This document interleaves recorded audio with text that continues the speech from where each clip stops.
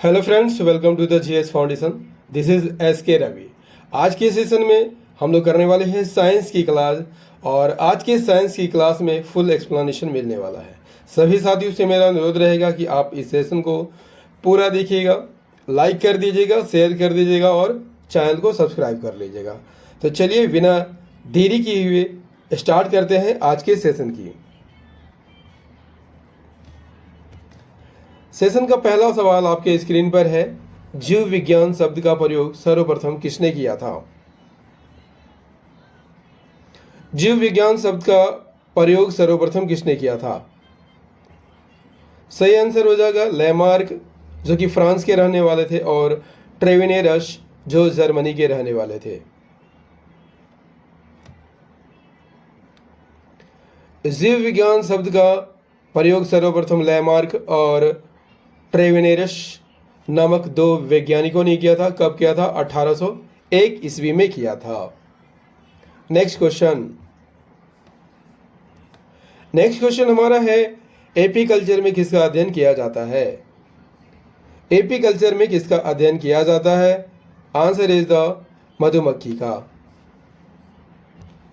Apiculture में मधुमक्खी का अध्ययन किया जाता है। यदि आपसे पूछ लिया जाए सेरीकल्चर में किसका अध्ययन किया जाता है? रेशम कीट पालन का। पीसीकल्चर मत्स्य पालन, और माइकोलॉजी में कवक का अध्ययन किया जाता है। नेक्स्ट क्वेश्चन है, जीवधारियों का 5 जगत वर्गीकरण किसने किया था? जीवधारियों का 5 जगत वर्गीकरण किसने किया था? सही आंसर हो जाएगा व्हिटेकर ने। जीवधारियों को 5 जगत में किसने बांटा था? व्हिटेकर ने बांटा था। कब बांटा था? 1969 ईस्वी में। इसके अनुसार समस्त जीवों को 5 जगत में बांटा गया है। वे जगत कौन कौन है? मोनेरा, प्रोटिस्टा, पादप, कवक और जंतु है। नेक्स्ट क्वेश्चन, जीव द्रव्य की खोज किसने की थी? जीव द्रव्य की खोज किसने की थी? जीव द्रव्य की खोज किसने की थी? आंसर इज द पुरकिंजे ने। जीव द्रव्य का नामकरण यदि आपसे पूछ लिया जाए किसके द्वारा किया गया था? पुरकिंजे द्वारा किया गया था। कब किया गया था? 1839 में। जीव द्रव्य की बात कर लेते हैं तो एक सरल, गाढ़ा, रंगहीन, पारभासी, लसलसा, वजन युक्त पदार्थ होता है। जीव की सारी जैविक क्रियाएं जो है इसी के द्वारा होती है, इसलिए जीव द्रव्य को जीवन का भौतिक आधार कहा गया है। नेक्स्ट क्वेश्चन हमारा है, कोशिका का अध्ययन क्या कहलाता है? बेहतरीन सा सवाल है दोस्तों, इंपॉर्टेंट सवाल है एग्जाम के दृष्टिकोण से। कोशिका का अध्ययन क्या कहलाता है? कोशिका का अध्ययन साइटोलॉजी कहलाता है। कोशिका की बात कर लिया जाए तो जीवन की सबसे छोटी कार्यात्मक और संरचनात्मक इकाई होती है। इसकी खोज किसने की थी? लीवेनहॉक ने की थी, और लीवेनहॉक ने पहली बार कोशिका को देखा था और इसका वर्णन किया था। कोशिका के अध्ययन को क्या कहा जाता है? साइटोलॉजी कहा जाता है। यदि आपसे पूछ लिया जाए कोशिका शब्द का प्रयोग सर्वप्रथम किसने किया था? रॉबर्ट हॉक ने किया था। कब किया था? 1665 में किया था। सबसे छोटी कोशिका किसकी होती है? सबसे छोटी कोशिका जीवाणु माइकोप्लाज्म गैलीसेप्टिकमा की होती है। सबसे लंबी कोशिका किसकी होती है? तंत्रिका तंत्र की कोशिका होती है। सबसे बड़ी कोशिका शुतुरमुर्ग के अंडे की होती है। नेक्स्ट क्वेश्चन हमारा क्या है? कोशिका भित्ति किसकी बनी होती है? कोशिका भित्ति किसकी बनी होती है? तो पौधों की कोशिका भित्ति किसकी बनी होती है? सही आंसर हो जाएगा सेल्यूलोज की बनी होती है। किसकी बनी होती है दोस्तों? सेल्यूलोज की बनी होती है। कोशिका भित्ति की बात कर लिया जाए तो कोशिका भित्ति केवल पादप कोशिकाओं में ही पाए जाते हैं। किसकी बनी होती है? सेल्यूलोज की बनी होती है। कोशिका को निश्चित आकृति और आकार बनाए रखने में यह सहायता करता है। जीवाणु का कोशिका भित्ति किसकी बनी होती है?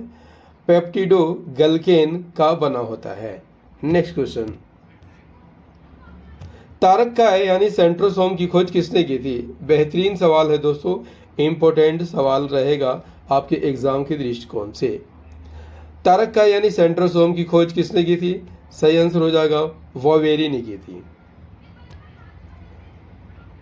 तारककाय यानी सेंट्रोसोम की खोज किसने की थी? वॉवेरी ने की थी, और यह केवल जंतु कोशिकाओं में पाया जाने वाला तंत्र है। सेंट्रोसोम के अंदर एक या दो कण जैसी रचना होती है जिन्हें क्या कहा जाता है? सेंट्रियोल कहा जाता है। समसूत्री विभाजन में यह ध्रुव का निर्माण करता है। नेक्स्ट क्वेश्चन, राइबोसोम का नामकरण किसने किया था? सही आंसर हो जाएगा रॉबर्ट ने किया था। राइबोसोम को सर्वप्रथम यदि आपसे पूछ लिया जाए पादप कोशिका में किसने देखा था? रॉबिन्सन और ब्राउन ने 1953 में देखा था। जबकि पैलेड ने, याद रखिएगा, पैलेड ने 1953 में इसे जंतु कोशिका में देखा था। इसका नामकरण किसने किया था? 1958 में रॉबर्ट ने इसका नामकरण किया था। किसकी बनी होती है? राइबो न्यूक्लिक एसिड नामक अम्ल और प्रोटीन की बनी होती है। यह प्रोटीन संश्लेषण के लिए उपयुक्त स्थान प्रदान करती है, यानी यह प्रोटीन का उत्पादन स्थल है, इसलिए इसे प्रोटीन की फैक्ट्री भी कहा जाता है। दोस्तों, सेशन कैसा लग रहा है? उम्मीद करता हूँ अच्छा लग रहा होगा। यदि सेशन पसंद आ रहा है तो एक लाइक तो अवश्य बनता है। चिंपैंजी में कितने गुणसूत्र होते हैं? सही आंसर हो जाएगा 48। मानव में गुणसूत्रों की संख्या कितनी होती है? 23 जोड़ा होती है, यानी 46 होती है। वहीं चिंपैंजी में 24 जोड़ा यानी कि 48 होती है, जबकि बंदर में 21 जोड़ा यानी कि 21 दूना 42 होती है। नेक्स्ट क्वेश्चन हमारा है, डीएनए की द्विकुंडलित संरचना मॉडल का प्रतिपादन किसने किया था? ये भी सवाल काफी बार पूछा गया है दोस्तों, और बार बार रिपीट किया जाता है इस सवाल को। सही आंसर क्या हो जाएगा? सही आंसर हो जाएगा वाटसन और क्रिक ने। वाटसन और क्रिक ने डीएनए की द्विकुंडलित संरचना मॉडल प्रस्तुत किया था किस वर्ष? 1953 में, और इसीलिए उन्हें सन 1962 में नोबेल पुरस्कार भी दिया गया था। नेक्स्ट क्वेश्चन क्या कहता है? केंद्रिका की खोज किसने की थी? केंद्रिका की खोज किसने की थी? सही आंसर हो जाएगा फोंटाना ने की थी। किसने की थी? फोंटाना ने की थी। केंद्रिका की खोज फोंटाना ने की थी।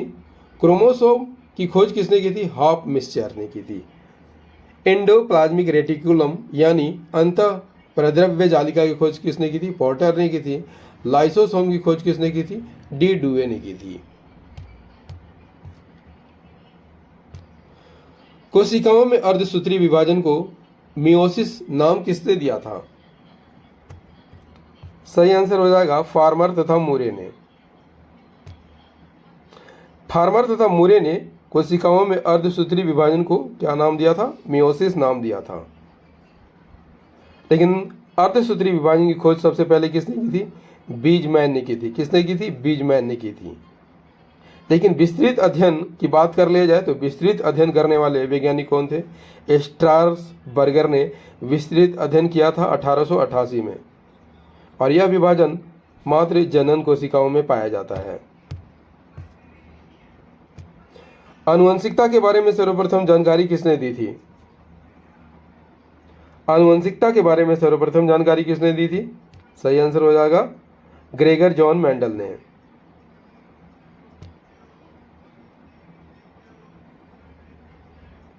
दोस्तों, यहां पर आनुवंशिक लक्षण किसे कहा जाता है ये देख लेते हैं। वे लक्षण जो पीढ़ी दर पीढ़ी संचरित होती है, यानी चलते रहती है, क्या होती है? आनुवंशिक लक्षण होते हैं। आनुवंशिक लक्षणों के पीढ़ी दर पीढ़ी संचरण की विधियों और कारणों के अध्ययन को आनुवंशिकी कहा जाता है, जेनेटिक्स कहा जाता है। आनुवंशिकता के बारे में सबसे पहले जानकारी किसने दिया था? ऑस्ट्रिया निवासी ग्रेगन जॉन मेंडल ने दिया था। कब दिया था? 1822 से 1884 के बीच। इसी कारण उन्हें आनुवंशिकता का पिता यानी फादर ऑफ जेनेटिक भी कहा जाता है। नेक्स्ट क्वेश्चन है, मच्छर में कितने गुणसूत्र होते हैं? मच्छर में कितने गुणसूत्र होते हैं? सही आंसर हो जाएगा 6 गुणसूत्र होते हैं, यानी कि 12 गुणसूत्र होते हैं। मच्छर में गुणसूत्रों की संख्या 6 होती है। घरेलू मटर में 14, प्याज में 16 और मक्का में 20 होती है। जिन की आधुनिक विचारधारा किसके द्वारा दी गई थी? सही आंसर हो जाएगा एस बेंजर द्वारा। जिन की आधुनिक विचारधारा एस बेंजर ने कब दी थी? 1956 में दी थी। इसके अनुसार जिन की कार्य की इकाई क्या होती है? सिस्ट्रॉन होती है। उत्परिवर्तन की इकाई म्यूटोन होती है और पुनः संयोजन की इकाई को क्या कहा जाता है? रेकॉन कहा जाता है। Next question. दोस्तों सेशन कैसा लगा कमेंट करके ज़रूर बताइएगा। यदि सेशन पसंद आया हो तो एक लाइक तो अवश्य कर दीजिएगा, दोस्तों के साथ शेयर जरूर कर दीजिएगा। और यदि आप भी इस चैनल पर नए हैं, चैनल को सब्सक्राइब करके बेल आइकन को प्रेस जरूर कर लीजिएगा, ताकि जब भी मैं वीडियो अपलोड करूं उसका नोटिफिकेशन आपको सबसे पहले मिल सके। तो मिलते हैं अगले सेशन में दोस्तों प्राचीन भारत के वीडियो के साथ। तब तक के लिए जय हिंद, धन्यवाद।